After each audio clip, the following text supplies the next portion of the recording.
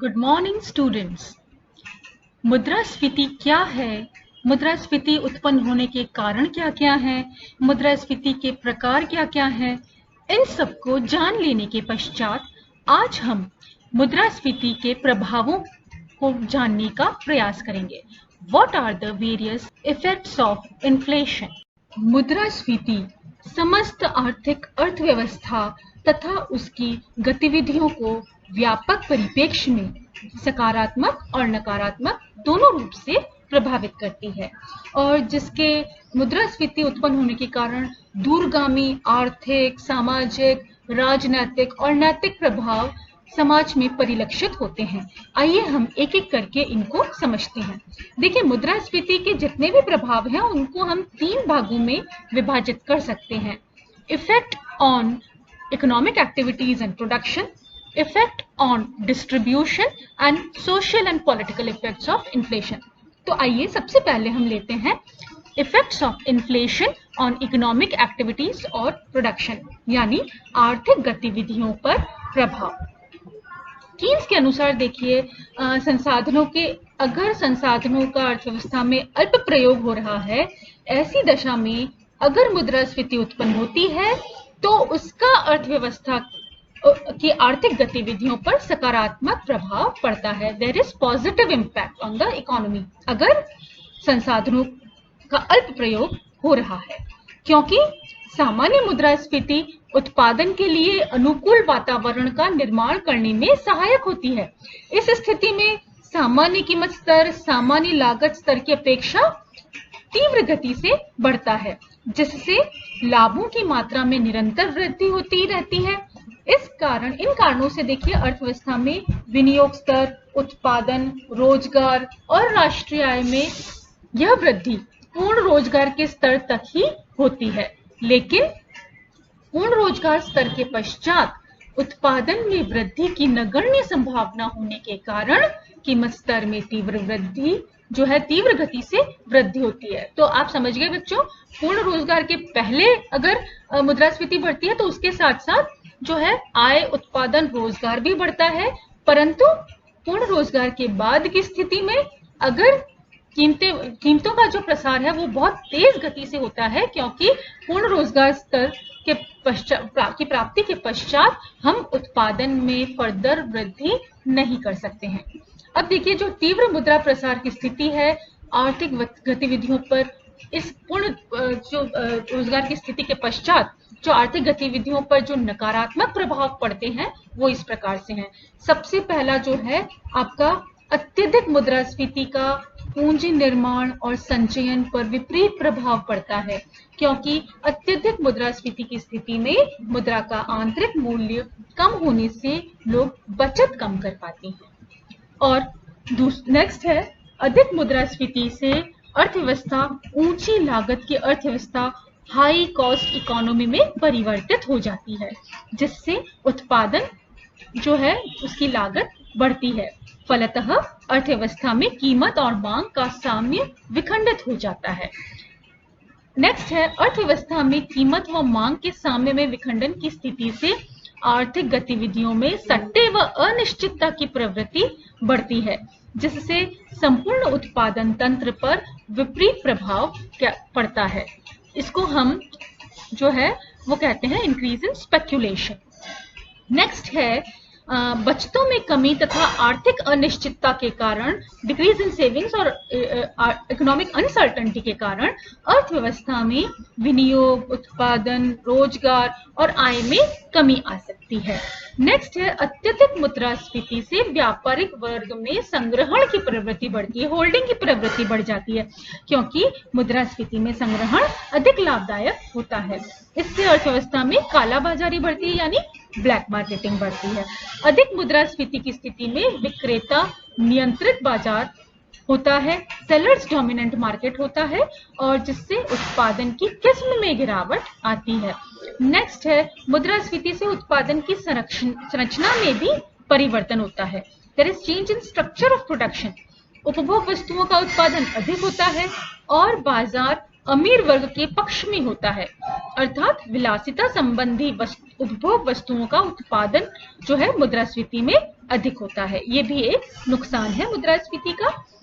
अधिक मुद्रास्फीति में जो है अर्थतंत्र में अस्थिरता आने से राष्ट्रीय साख जो है अंतर्राष्ट्रीय स्तर पर कम हो जाती है। हमारा जो क्रेडिट है इकोनॉमी की वो इंटरनेशनल लेवल पे कम हो जाती है, और विदेशी पूंजी विनियोग जो है उसका आंतरिक प्रवाह जो है वो बाधित होता है। इनफ्लो कैपिटल का एक तरह से कम होता है दूसरे देशों से। फिर मुद्रास्फीति की दीर्घकालीन प्रवृत्ति के कारण अर्थव्यवस्था एक ऊंची लागत वाली अर्थव्यवस्था हाई कॉस्ट इकोनॉमी में परिवर्तित हो जाती है, क्योंकि पूंजी मुद्रा जो पूंजी उत्पादन जो अनुपात है वो बढ़ जाता है। कैपिटल आउटपुट रेशियो जो है वो इंक्रीज हो जाता है। इस कारण से राष्ट्र की जो अंतर्राष्ट्रीय बाजार है उसमें प्रतियोगितात्मक क्षमता जो है वो घट जाती है, जिसके फलस्वरूप राष्ट्र के निर्यात घट सकते हैं।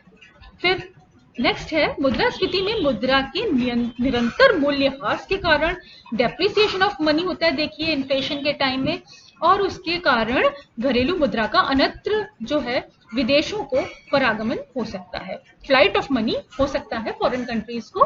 तो शॉर्ट में हम कह सकते हैं कि देखिए सामान्य मुद्रास्फीति अगर होती है तो अर्थव्यवस्था में एक उत्प्रेरक यानी कैटलिस्ट का काम करती है, और इसके विपरीत अगर अधिक मुद्रास्फीति होती है तो अर्थव्यवस्था के सभी क्षेत्रों पर नकारात्मक प्रभाव होते हैं। सेकंड कैटेगरी जो है इफेक्ट्स ऑफ इन्फ्लेशन की वो है ऑन डिस्ट्रीब्यूशन, मुद्रास्फीति का वितरण पर प्रभाव।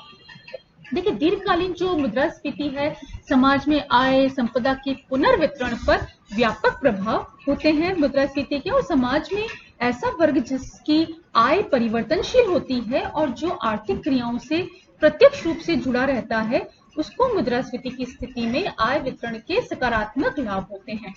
इसमें मुख्यतया उत्पादक और व्यापारी वर्ग सम्मिलित है।